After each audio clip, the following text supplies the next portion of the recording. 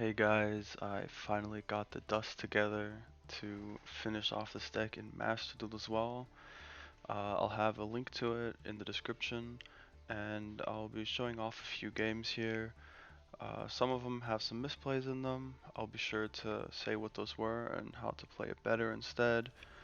Some have some nice combos, some nice interruptions, and a lot of them are against Kashtira as well if you hate that deck. Alrighty, for our first duel. The first duel I played with this deck after crafting all the Slayers, I managed to draw not a single one of them. So felt kind of sad. Sand is also complete trash. I only see one real line to end on anything.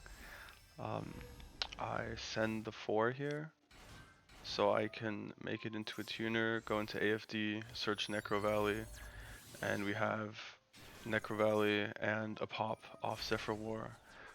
It's currently a hand trap since I have 2 Zefraslayers, and I want to get rid of this out of my scale anyway since it pops it.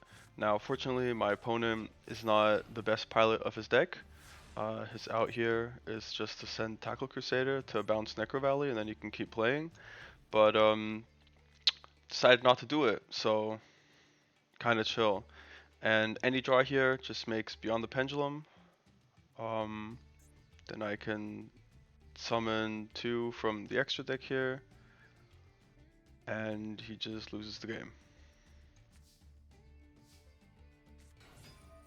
And I draw the Joker. So it's just super free here.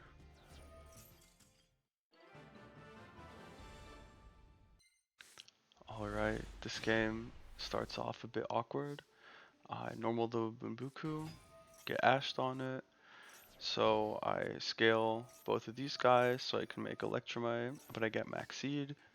I can't set up any meaningful interaction in like 1 to 2 summons, so I just pass. And they pass back. And Chaka Maxi again. So I figured, hey, if they had to pass last round, surely it can't be good, right? What they have. So since I already got hand trap before, I'm thinking they're probably on a lot of hand traps. We just pass back. They're probably bricking on them or something, right? And they are on Kashtira and banish my Electromite. Kind of unfortunate, but I can still play through this. And they also have the Unicorn to rip another one from my extra deck. So now I have to make sure we get Beyond the Pendulum out before activating monster effects. We kind of you have to use this here, right? And they banished Celine for some reason. I think banishing Axis Code here would have been much better. If you look at my extra deck, or probably even Zeus. I think it's pretty unlikely I'll go into Zeus since I'm a Pendulum deck, but they lose very hard to it, and I'm running it, so they might assume I might want to make it, right? Baguska also kind of ruins them, but I think Axis Code is probably the most immediate threat at this point. I'm not sure why they'd get rid of the Celine here. It does make this a bit awkward though. I get to wipe the whole board, but I have to go for this line here where I add the Sky Iris to be able to get enough bodies for lethal here. Make the Unicorn here, no effect, and now we use the Revolution to reborn this guy. And since they already dropped 1,000 life points, we get to go into Axis Code plus the Fusion for lethal. I also forgot to attack with the Bunbuku on turn 3, where I just passed into the Maxi. I I don't know. I don't know what that was about, but I should have attacked there probably. I really doubt they would have even lead me, or they would have just used it on their turn.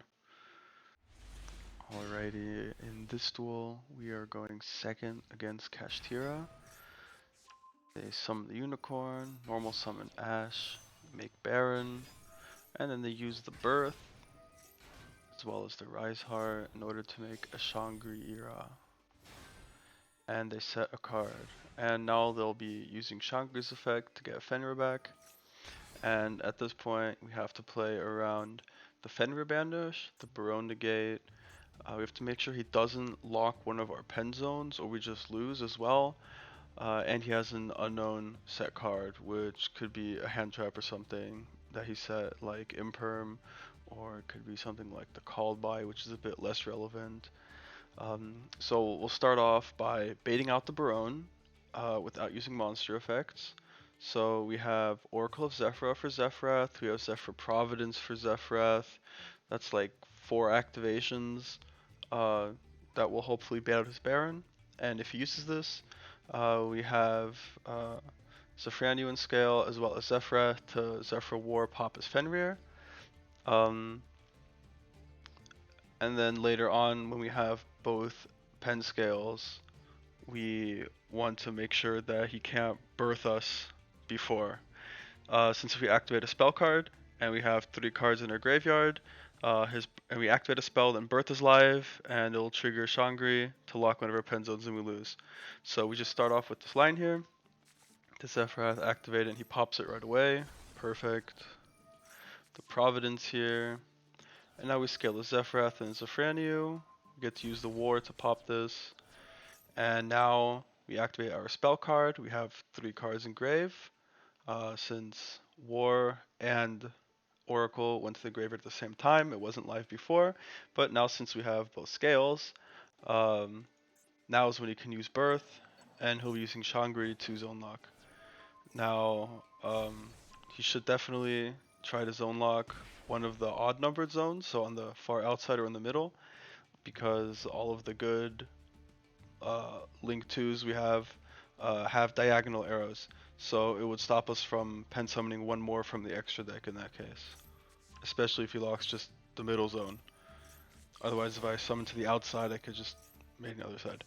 But alas, we can't make a pre-penned Electromite or anything anyway, so it's not like it ever mattered. Here we add back the Chronograph in order to summon out the Majesty. We just draw the Necro Valley instead of searching for it. It's pretty dead here anyways, so we're pitching it off Unicorn since the Shangri can't be destroyed by a battle or card effect, because it'll just detach materials. Turns out his back row was just a cross out. And we'll set our counter trap here. And we get even lead. That's what the counter trap is for. That's what we play Zephyr Baby. Let's go. And now he hits us with the Lightning Storm on the back row. Kind of unfortunate. Any normal summon wins us the game here, and we don't draw one. Would have been nice last turn, because we could have just special it out for free, but hey. So now he's on 400, and fortunately he doesn't draw anything because he's playing a bad deck. So we just win here now. Convenient.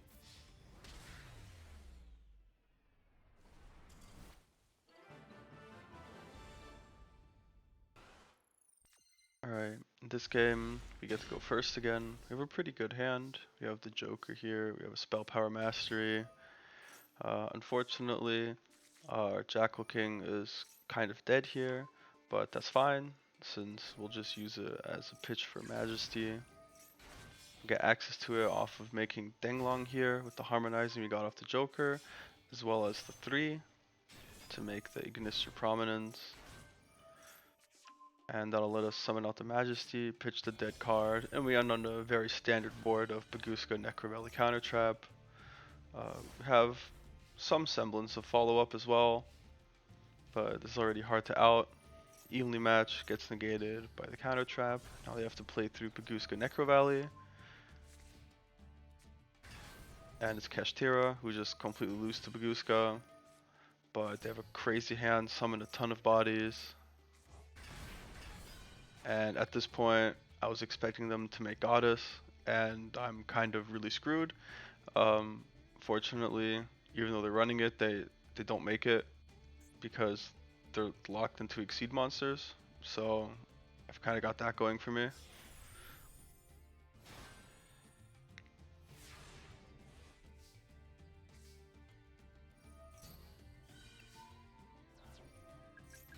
Alright, and here we make sure to make the Beyond the Pendulum while Baguska is still in defense position. This means that Fenrir can't banish any of my guys, and we can't get zone locked here or anything.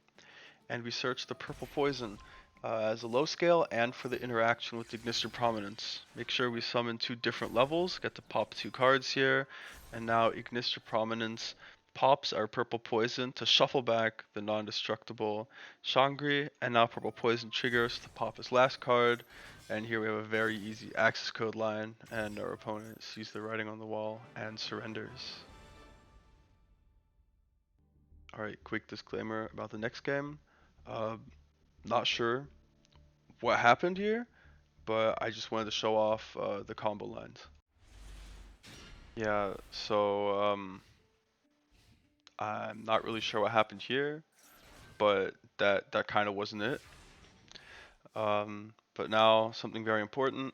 I've had people tell me, "Oh, my deck list isn't consistent, and you just use Cerberus de Ashe and you lose the game." But honestly, if you have this hand and you use Cerberus, you're an idiot because you saw them make Moye and have no worms in hand. So obviously they've got to be working on something that isn't a worm. And they didn't set anything, so it's not going to be called by, it's not going to be imperm. Um, they don't have blackout or anything, they don't have any worms in hand, so it's very, very likely they have other hand traps like Ash, Veiler, Maxi, maybe some board breakers, something like that. So right here in this game state, you 100% want to be playing around the Ash Blossom. If you scale Cerberus, you're actively griefing. Um, so we're going to start off just with the Servant here, activate Face Off, and lo and behold, they have the Ash Blossom. If we scaled Cerberus, we would have been really screwed, but since we played around it, we're totally fine here. We get to pend here for a little bit. Summon these guys out, summon out the 4 here to go into Ignister Prominence. And the really cool thing here is we made the fusion using obviously the power load and also the Zefraslayers. And the really cool thing about this is normally you would chainlink 1 the Oracle here, but and then you can add back with Dynamite and just summon that out immediately. But I don't really care about that right now because I want to summon out the Cerberus here for free off of the Oracle Fusion effect, which is just nuts, honestly. And I'm pretty sure my opponent just surrenders right here as well.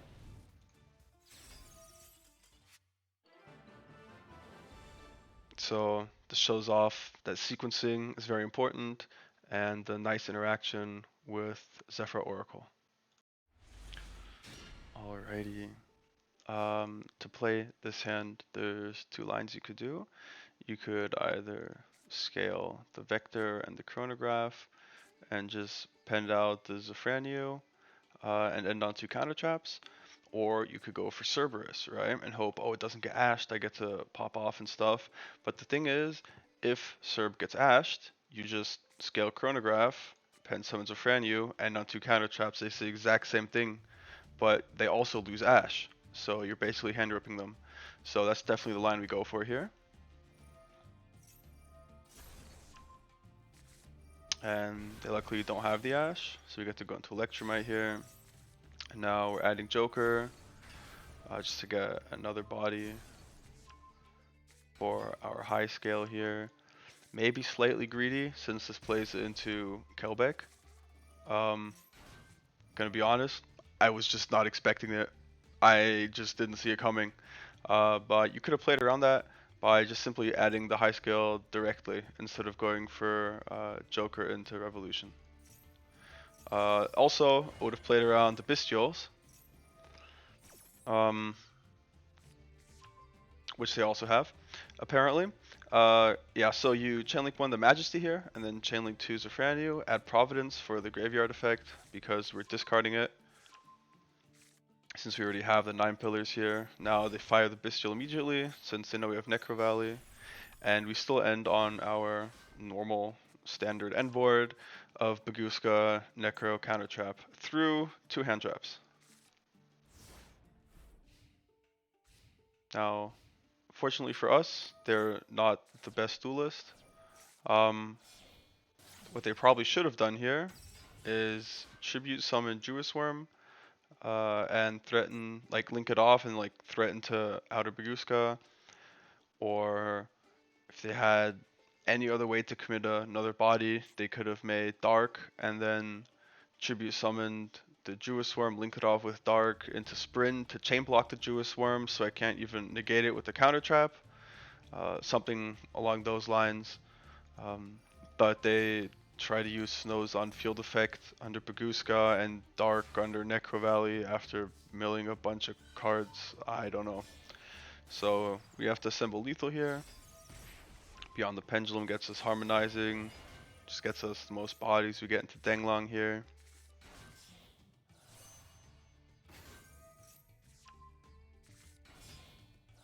And here is where I make another misplay.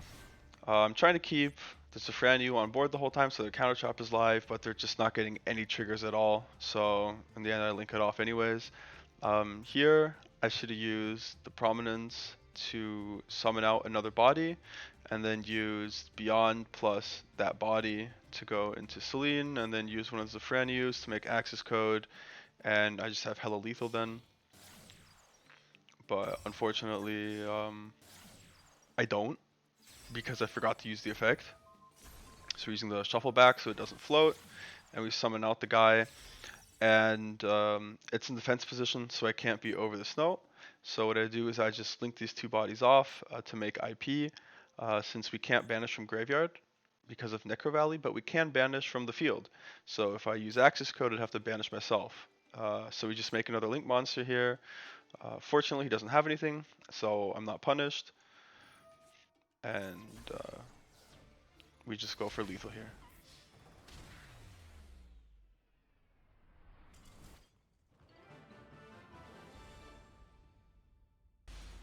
Alrighty. Now another game against Cash. I definitely drew a hand of all time. I get ashed on it as well. So here we just add the Zefrath. Normal the Bumbuku. This can't actually get impermed because it can't be targeted, but I think I had a feeling he had it here. Yeah, he didn't negate this, but he suddenly got a trigger. So I'm thinking he's on imperm. So we just go into Electromite here. There's no way this is ever allowed to resolve if he does have the imperm. So we just make a 3-mana Apo and then search for our counter trap. He's down to 3 cards, well 4 cards next turn. So this is a pretty decent board. If Apo lives, I just win on the spot because I just penned out my entire extra deck.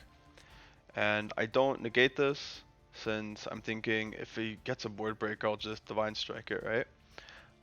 Unfortunately, he gets Descendant of Thunder, which is broken. It's not, but it does out my board, unfortunately. We just get to summon it for free, beat over my Apo here. Very unfortunate. Summons the Rise Heart, and I have to Divine Strike it, of course. Could have maybe let it resolve, but if he had Birth, I don't know why he'd banished the Ogre, to be honest. I feel like there's just too much he could have done here. This was also a misplay. What I did here was I summoned 2 4s, one from hand, one from the extra deck, to make Baguska. What I should have done was I should have summoned the 4 from my hand as well as the Zefraslayers from my extra deck. This would let me search Oracle, activate Oracle, normal summon at level 4, and I'd make Baguska, plus I'd have the Zefraslayers on board. This way I get to go into Beyond the Pendulum right away next turn, without having to draw follow-up, like a normal summon or something. And if I draw a normal summon, I get to keep the Baguska on board when I go into the Beyond the Pendulum, which lets me negate all of his Kashtira effect, so he doesn't get to banish all my stuff for free. This way, I'm kind of reliant on my follow-up, which sucks and gives him an extra turn. And especially since he has the Birth here as well now. Fortunately, Baguska kind of solos the deck here. Now we penned out this one right here. Don't bother using the effect because it's negated under Baguska anyways, but this will let me get the setup for next turn. I should have had this last turn, more or less, right? And we draw Sky Iris, which I also can't pen summon. Kind of sucks. Now he's banishing these 3 from my graveyard. Don't really care, honestly. We're popping the Zefrath, since I think at this point we're out of Zefraslayers, actually, right? 1, 2, and the third one is banished. Here we go. So we're getting a high scale here. Now we add the harmonizing.